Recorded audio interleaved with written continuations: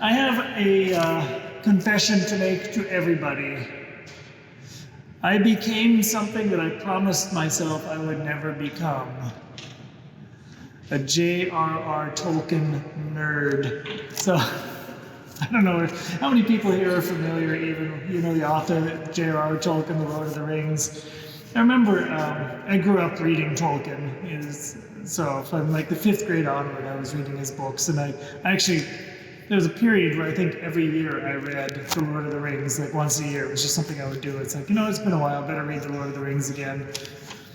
But I told myself I'm never going to become one of those people that like starts reading all the stuff in the indexes and whatever other books and starts dedicating all kinds of time to it. And for the most of the time in my legionary and priestly life, I was well behaved and I didn't do that. But some years ago, I guess when Tolkien became popular again, you know, when I would do a lot of driving, I decided I need some good audiobooks. So I started listening to some of the Tolkien stuff that I had never heard before. And in his stories, some of the less known stories is a book called The Unfinished Tales, and they're kind of background stories, predecessors to The Lord of the Rings. There's a story of two characters, and it is Aldarion and Erendis. Aldarion and Erendis, and the story goes like this. You kind of have to know all of the prehistory, which I'm not going to delve into, but there was an island kingdom, kind of an island in the middle of the sea. And periodically these people would set sail and they would go to Middle-earth, which is where the Lord of the Rings took place. And one of these princes on this island, his name was Aldarion. And he was a really vigorous, robust, adventurous kind of a guy. So at a young age, he became this great mariner. And he would go on these long voyages. He would recruit other young guys. He would go on these long voyages and he would go to the continent of Middle-earth, which is where the famous story of the Lord of the Rings took place. And he would collect materials, wood and gold and everything. He would fight in wars, and he made an alliance with one of the local rulers over there because he realized there is an evil character who later became the famous Sauron of the Lord of the Rings, and he needs to be resisted. And every once in a while, he would come back to his native land. It's called Numenor. And he would check in with his dad, who just happened to be the local king. And he would do these trips, and he was always kind of this oddball character because he was not, even though he was destined to become the king of the land of Numenor, his mind and his heart were always in going out and doing the big adventure and working great deeds. Well, one of the times he's on this home voyage, you know, he stumbles into this beautiful lady, Erendis. And boy meets girl, the two mutually become attracted to one another, but he continues going on these voyages. And as the years go on, his heart, he has this tug in his heart. He's torn between the two. On the one hand, he's always wanting to go out and do the great deeds, and on the other hand, he's increasingly attracted to this woman, Erendis, and she is attracted to him. And eventually he comes to the conclusion, sooner or later, I can't have a divided heart like this. I need to commit myself to her and no more adventures. And the time comes, promises her, I'm all done adventuring, and I want to marry you. Finally, which was what she was trying to convince him of all along. Then what happens? They're married, they are happy, but the itch for adventure starts cropping up again. And he starts kind of this desire to go out into the wide world again.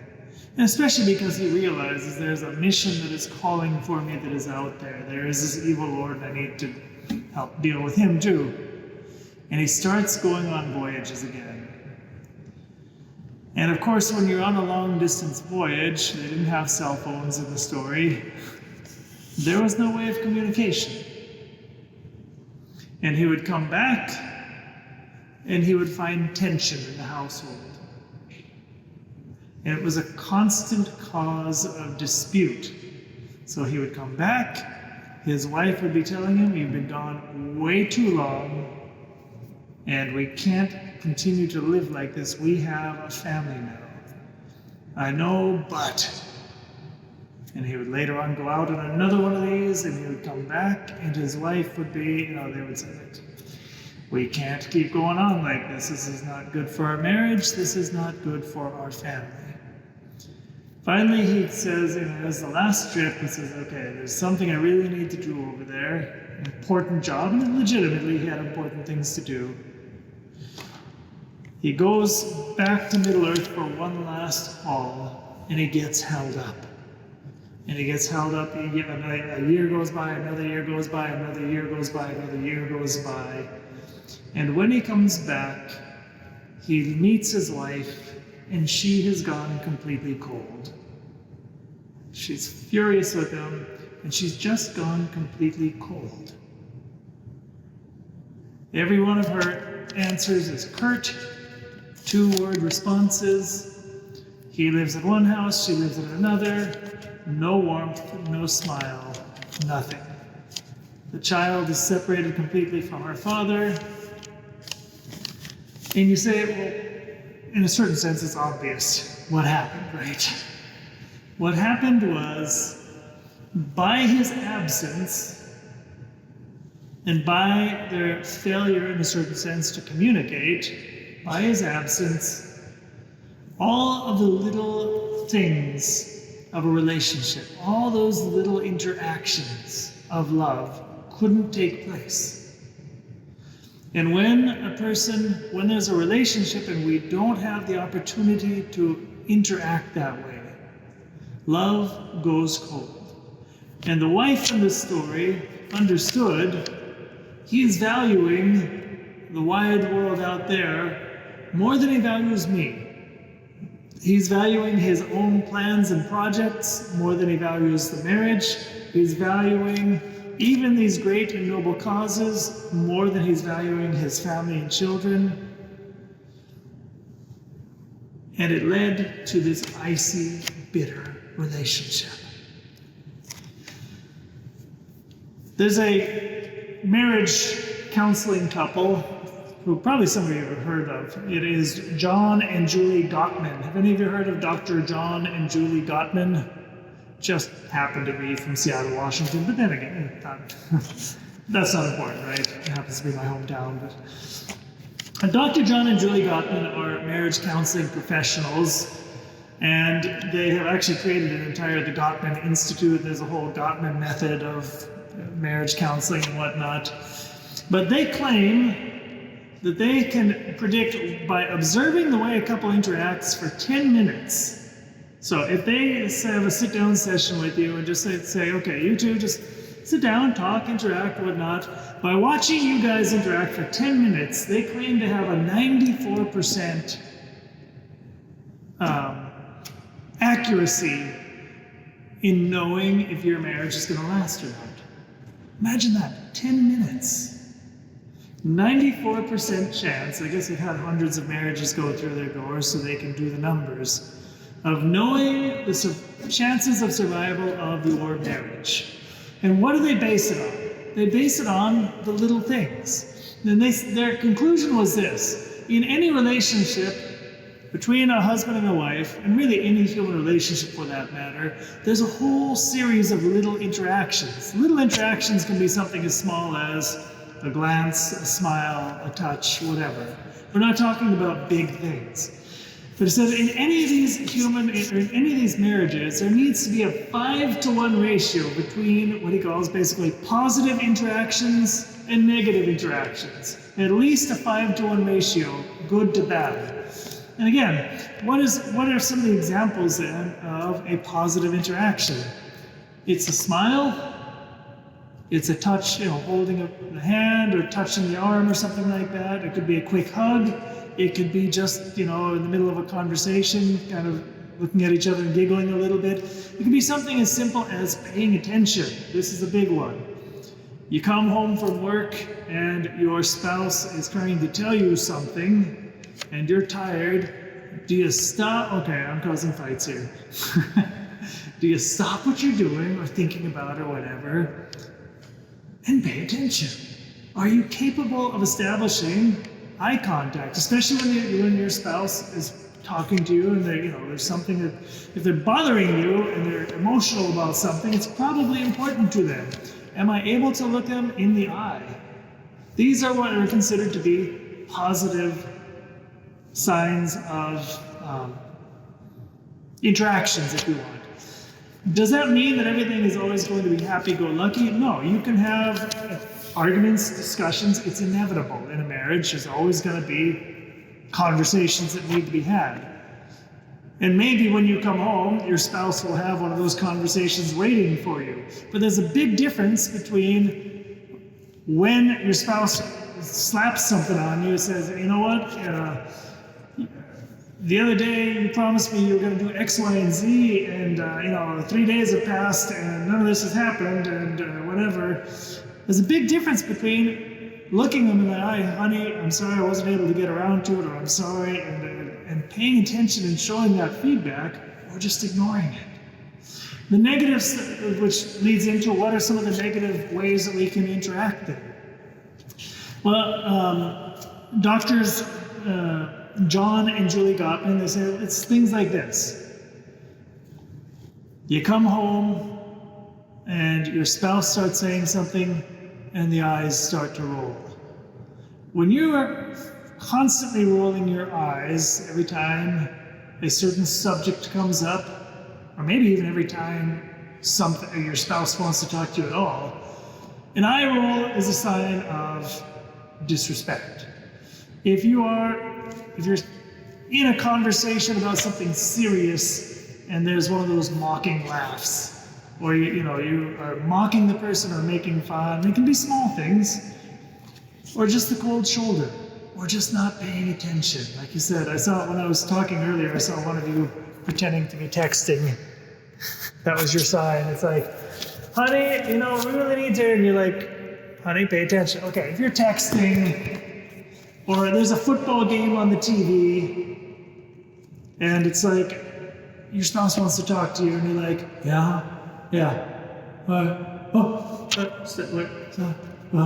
okay. You're not paying attention. So this is what the author refers to as negative interactions. And it reminds me a lot of when I was reading this, the first thing that came to mind was the gospel passage in Luke chapter 16:10. What does Christ say? He says, he who will be faithful in small things will be faithful in the great. Okay? What the authors are getting at is if we want to build strong, stable, secure, lasting marriages, it's not going to come down to the big moments. The big moments, obviously when you got married, you looked each other in the eye and you very sincerely said, I love you and I do. Those are the big moments. But the big moments in and of themselves are not enough. The big moments need to be backed up and supported by the ongoing, constant little moments. And if we don't have the little moments, then even if we try to throw in a big one, it's not going to matter. I want to give you an example. We all know stories about, families where the dad is some kind of big CEO or something, right? And he's a workaholic. He's always out of the house. And some jobs, unfortunately, that's the nature of the job. There are certain positions out there that if you're going to be that CEO, you're going to be working 80 hours a week. That's just part of the package. It's not real humane, but that's the deal. That's the way things work, unfortunately. So some of these guys who have these super high-powered jobs, they will be out of the house all the time. Their kids are growing up under their eyes. They're out doing their thing. But once a year, we go for 2 weeks. We go to Turks and Caicos and then followed up by Disney World and have a great time all together, and that's going to make up for it, right? Wrong. I know a friend, and Father Potre will be rolling his eyes because he's heard this one very often, but I know a guy in Pittsburgh. He's the president, CEO of a good-sized investment firm. It's not, Smith Barney or one of those gigantic ones, but it's a mid-sized, respectable firm. He has an important position. The guy having his position has to go to a certain amount of meetings, has to travel and everything. But he has like 8 kids, and all 8 kids came out great. So much so that one of them is a Catholic priest. One of them is one of the, not a Regnum Christi, but a kind of a consecrated woman out there. And all the kids came out really totally normal and balanced. And I asked the guy, how did you do it? He said, most guys in your position, frankly speaking, are on their 3rd trophy wife. Their kids hate them and they're all drug addicts. Why did your kids, all of them, without exception, come out the way they did? And he said something interesting. His brother, at the time I was a brother, said, that whole thing about quality time? You remember in the 90s, quality time was the big thing, which was like your trips to Disneyland and all that. He says, that's baloney. Quality time is baloney. What you need is quantity time. He knew his kids' lives. Okay, fine. A couple days a week he has meetings, or he has to fly, or he has to travel, or whatever. That's the kind of lifestyle he had. But when he wasn't doing that, he made sure he was home for dinner with his kids. At dinner, he was talking to them. What are they teaching you in school? What are you going over? How about your friends? What are the parties? He packed brown bag lunches for his kids. I'm sure they're not the same kind of brown bag lunches I had, with the peanut butter sandwich and the grape jelly squishing out the other side of the bread. I'm sure his kids were getting boar's head and all the good stuff. But nonetheless, he was personally packing their lunches. He was talking to them about school. He knew when so-and-so had a hockey game or whatever. He was engaged. He was part of their kids' life. And he did the little things. And the kids grew up understanding then, sure, Dad has an important position. He can't be around all the time. But they knew that he was when he could. And that made all the difference. We all know the Saint Therese of Lisieux, right?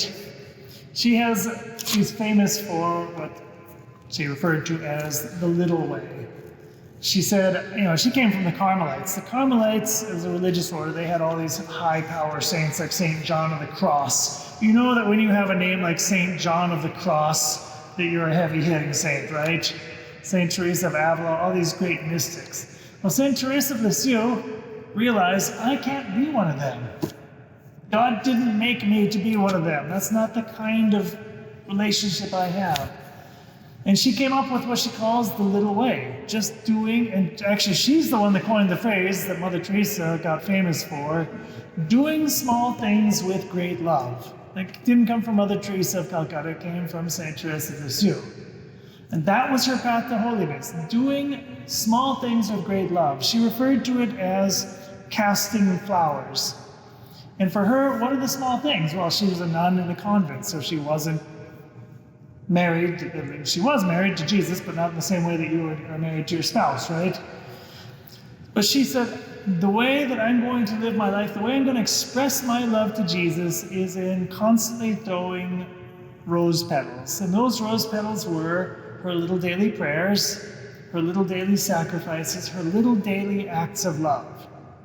Doing just the household chores, doing those little hidden acts of kindness around the convent. That was her way of manifesting her love to Christ. And the beauty of the program is this. When we constantly look for little things that we can do with great love, that is how we grow in love. You will not fall in love with a person by doing one gigantic heroic thing. So it's always funny when I used to do youth and young adult ministry, I would talk to the guys and I would say, okay, and I'd have like guys on one side and girls, they'd be in the same room. It's like, okay, guys, I want to talk to you first of all. What do you think your girlfriend would prefer? You can go out and buy 24 red roses, and spend whatever that costs. Or you can give her 1 red rose every day. Let's say you only do it for like 18 days, nice round number, 18 days, but every day 1 red rose. What do you think she's gonna like? And the guys, it's a no-brainer to the guys. Of course, 24. 24 is more than 18, costs more, it's a bigger sacrifice. And I turn to the girls, hey girls, what would you rather have? Would you rather have the 24 or the 1 every day, even though it's fewer roses now? And the women all know the answer. 1 rose every day, even though I only get 2/3 the amount of roses in the end, it's not about the roses. It is the continuous, repeated act of love. And that's the way that the human heart works. Continuous, repeated actions are what change us and transform us into really the people we choose to be. Those are called habits. If you want to get also theological, you can refer to St. Thomas Aquinas. What is a habit? A habit is, well, first of all, what is a virtue? A virtue is a habit. A habit is a repeated action. So it's an action that you do regularly, repeatedly, and you do it well. Even if it could be a good action or a bad action, but whatever you do, you gotta do it all the way. I'll give you an example. If I go and just break down and do I'm not even gonna say 50 because I can't even do 50 push-ups. Let's say I do 35 push-ups because I could probably crank that out, okay? I break down and just right here do 35 push-ups once. Does that mean I have the habit of exercise? No. It means I did 35 push-ups once. It's better than not doing any ever, but that's as far as it goes. Okay? If I do it 2 days in a row, do I have the habit of exercise? No, obviously. But if I do, 25 push-ups every day religiously, I have the habit. I have the habit of doing that form of exercise. Habits can be good or bad. If they're good, they're called virtues, and if they're bad, they're called vices. And it is in the formation of our habits, it's in living out habits regularly, that's where we become the people that we choose to become.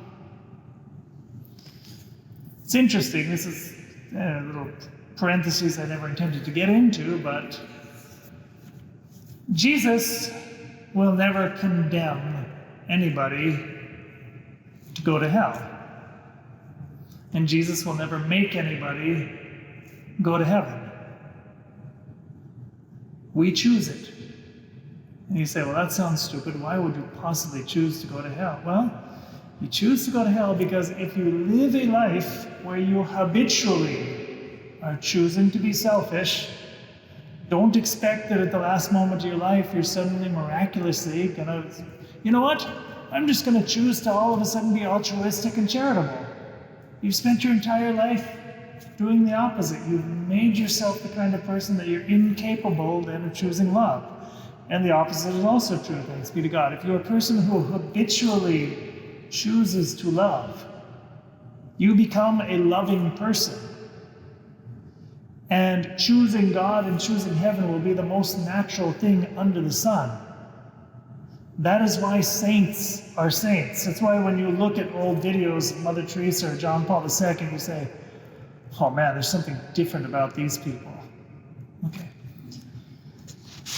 And the same applies to marriage then. Within our marriage is going to be the constant, ongoing little acts of love that create the bedrock of a happy and a beautiful and a lasting marriage. The authors that I referred to earlier, the Gottmans, they mentioned, they have a cool title for this, the 4 horsemen of the apocalypse. What are the 4 signs or 4 things that if you see these habitually, you know the marriage is going in a bad direction? They're headed towards the apocalypse. They are contempt. So when your spouse expresses something to you. And what is contempt? It's disrespect. It's, yeah, hear it, but you don't care, or you don't really take it into consideration. It's disrespect. Criticism. Almost goes without, you don't really need to explain it too much, right? Who really wants to be married to somebody who's always criticizing them? Defensiveness. Well, and these two go together. If you have somebody who's regularly criticizing, it's very likely that it's going to be married to the fact that somebody is defensive. So what happened? And why is defensiveness bad? Because ultimately it means you're putting up a wall. You're not allowing yourself to be vulnerable. You're not allowing the person to talk to me, to enter in. I'm not going to expose my heart. I'm going to protect myself because you have become an enemy. That's what the logic of defensiveness is. If you're somebody that I love and that I trust, I will let you in, even if it hurts. If I don't love you or trust you, you're a threat from which I need to defend myself, which obviously is not a foundation for marriage. And the fourth one he refers to is stonewalling. Stonewalling is, well, we know, okay, if you're not an American, all Americans know what stonewalling is. If you happen not to be a Native American, it is like when you call a business guy and his secretary stonewalls you, it means they don't let you through. You say something and there's no response. It's as if you didn't say it. It's like you're talking into the phone and, okay, can you please leave a message with Mr. Jones? Of course. You never hear from him again. Call him back. Hey, did you get my message last week? I'd like to talk to Mr. Jones. Of course, no problem. A week later, hey, you know what? No response. Okay, that's stonewalling. Basically just ignoring, shutting out and ignoring. The four horsemen of the apocalypse. So how then can we live the 5-to-1 rule? Well, it's a little bit like politics. You know, when it's election season, how are you supposed to vote? According to your conscience? No. If you vote according to your conscience, your candidate will lose. The running rule is you vote early and you vote often. No, joking, don't worry. I'm not promoting corruption. But you vote early and you vote often, right? Well, the same logic applies to the 5-to-1 rule. If you want to form the habit of lots of little gestures of love, it means you start early, like from the moment you wake up, early in your marriage and early in the day, each day, and you try to make a point of regularly throughout the day. Don't wait until the end of the day. And, you know, what are some little moments that we can do these? Well, obviously each couple has their own chemistry. You each have your own timing and your own rhythms and everything. But one thing that the authors seem to be clear about is this. If you plan on living the 5-to-1 rule, it requires that you are intentional. It doesn't just happen. We have to create times. A lot of people who talk about successful marriages talk about having a date night. Date nights, I'm sure, are wonderful. I don't think it's the only thing that's out there, the only option. It could be as simple as this.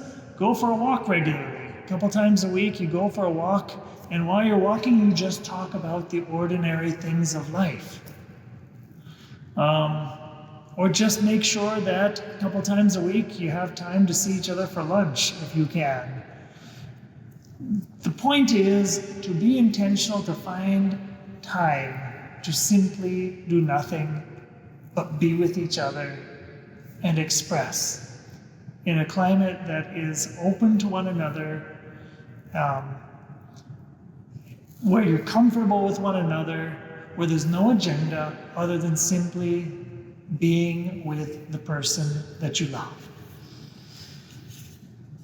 So we have given you, I believe you've all received a little flyer, is that correct? If you haven't, then you will very shortly. Somebody's got to hand them out, right? Oh, somebody had them. Okay. What I'm going to invite everybody to do is basically just spend about 5 minutes in prayer, reflection, if you have a pen and paper, better yet. And just simply think of or write down as many interactions with your spouse as you can think of in the last 24 or 48 hours. Just think, and again, we're not talking about the big things, like when you wake up, how do you talk to your spouse, at your meals, on your phone calls, whatever. Think of all the different moments of the interactions, and then think, okay, how did my spouse treat me? Positive as well as negative. What were the moments that I really relished, I cherished them? What were the ones where maybe they were a little brusque? What were the ones that just were kind of neutral?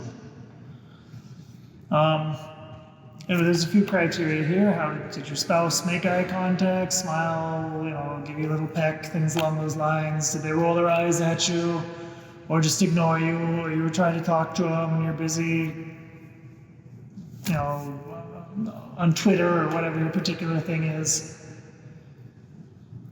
After about 5 minutes, which will give you a little indication, just on your own, spontaneously, you can just say a simple prayer to God together as a couple, and it can be as simple as, Lord, please help us to see each other, to love each other, and have a great marriage. It doesn't have to be a complicated prayer. And then spend a couple of minutes sharing those reflections with each other. And finally, at the end, ask each other, how can we grow to have more positive interactions?